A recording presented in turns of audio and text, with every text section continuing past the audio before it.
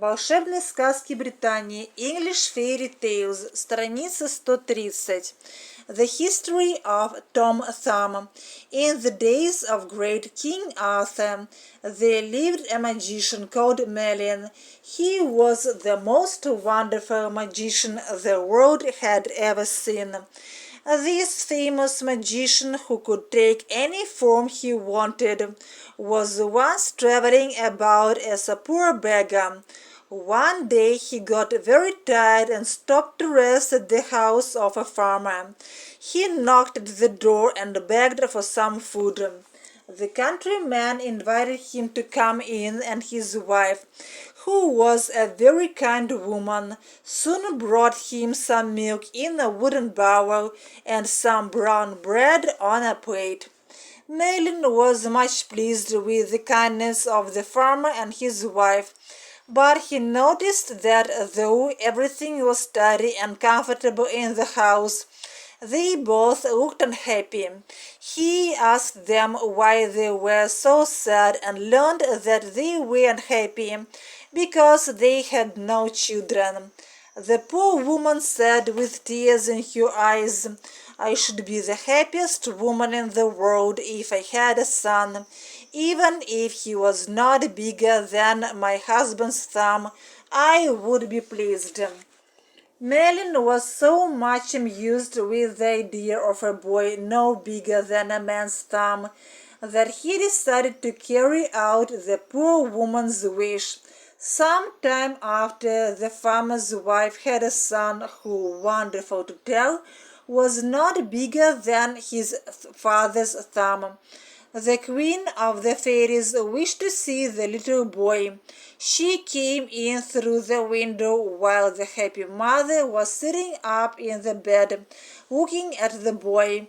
The queen kissed the child, gave it the name of Tom Thumb, and sent for some of the fairies. She gave orders to the fairies to dress the little boy, and the fairies dressed the little boy in this way. I should be the happiest woman. Я была бы самой счастливой женщиной. I would be pleased. Я была бы довольна. In this way, таким образом. An oak leaf hat he had for his crown, his shirt of web by spiders spun, his jacket wove of thistle's down, his trousers were of feathers done, his stockings of apple rind they tie, with eyelash from his mother's eye, his shoes were made of mouse's skin, tanned with the downy hair within. Tom never grew any bigger than his father's thumb, which was an ordinary finger. But as he got older, he became very cunning and full of tricks. When he was old enough to play with other boys, he had lost all his own cherry stones. He usually crept into the bags of his friends and filled his pockets. No one noticed him as he got out. Then he joined in the game again.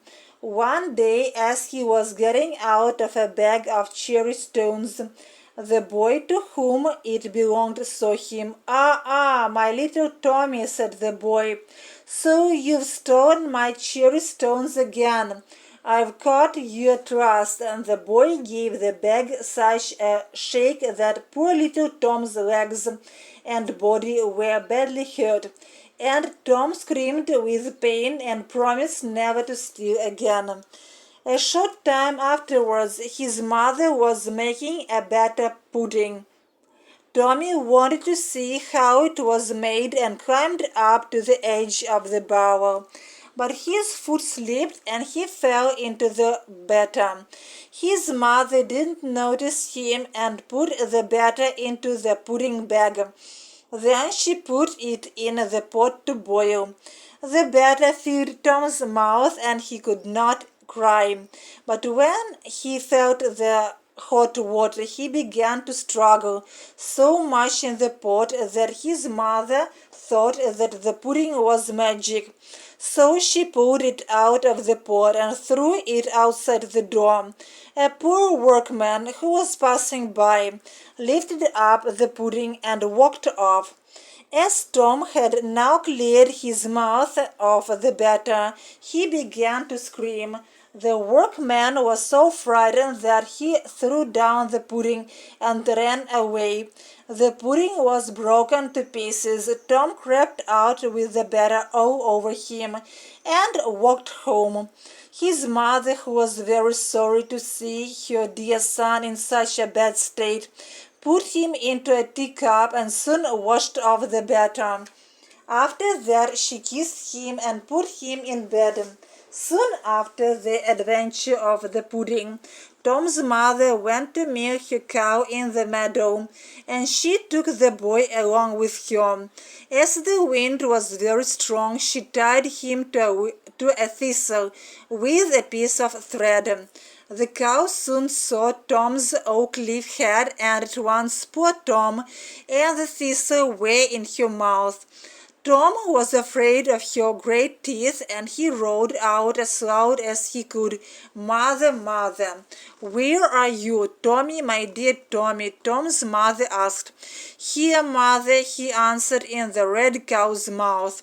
His mother began to cry, but the cow, surprised at the strange noise in her mouth, opened it and dropped. But his foot slipped, но он поскользнулся. In such a bad state, в таком плачевном виде. A whip of a barley straw to drive the cattle with. Кнут из ячменной соломинки, чтобы погонять скотину. Knights of the Round Table. Рыцари круглого стола. При дворе короля Артура рыцари собирались за круглым столом. Форма стола символизировала равенство всех рыцарей. When the king rode out on horseback, когда король выезжал верхом. Which was made of a soap bubble, который был сделан из мыльного пузыря. A silver three-penny piece, серебряный трехпенсовик. He was almost tired to death, он устал до смерти. His mother caught him in her apron as he was falling to the ground. Then she took Tom in her hand and ran home with him. Tom's father made him a whip of a barley straw to drive the cattle with. One day Tom went into the fields, but his foot slipped and he fell down. A bird which was flying over the field picked him up and flew with him over the sea, and then dropped him. A large fish swallowed Tom the moment he fell into the sea. The fish was soon caught and brought for the table of King Arthur. When the cook opened the fish to cook it, everybody in the kitchen was surprised to find a little boy inside the fish, and Tom was happy to be free again. They carried him to the king, who was delighted with him and let him live in the palace. And soon he became a great favorite at court for his tricks and jokes. He amused not only the king and queen, but also all the knights of the Round Table. When the king rode out on horseback, he often took Tom along with him. If it rained, Tom usually crept into the king's pocket, where he slept till the rain was over.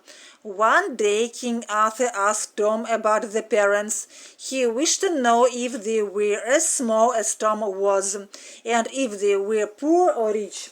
Tom told the king that his father and mother were as tall as anybody in the court, but they were not rich. When he heard this, the king carried Tom to the treasury, the place where he kept all his money, and told him to take as much money as he could carry home to his parents.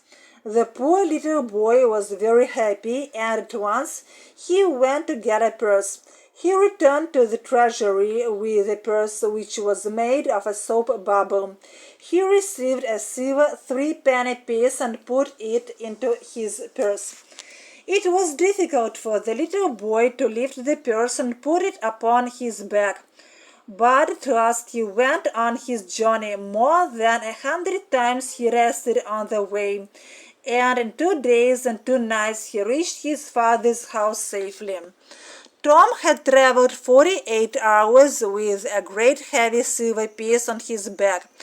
He was almost tired to death when his mother ran out to meet him and carried him into the house. But Tom soon returned to the king's court. As Tom's clothes were spoiled after the batter pudding and the fish, the king ordered to make new clothes for Tom. He was also given a mouse to ride. He sat on it like a proud knight. Of butterflies' wings his shirt was made, his boots of chicken's hide, and by a nimble fairy blade, well learned in the tailoring trade, his clothing was supplied. A needle dangled by his side.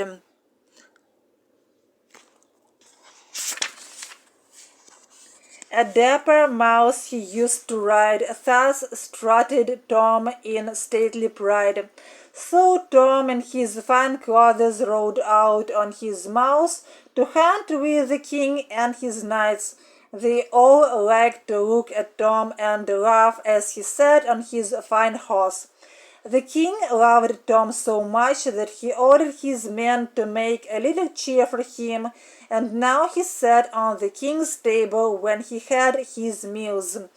Tom was also given a golden palace to live in, and a coach drawn by 6 small mice. So Tom lived happily at King Arthur's court until he died.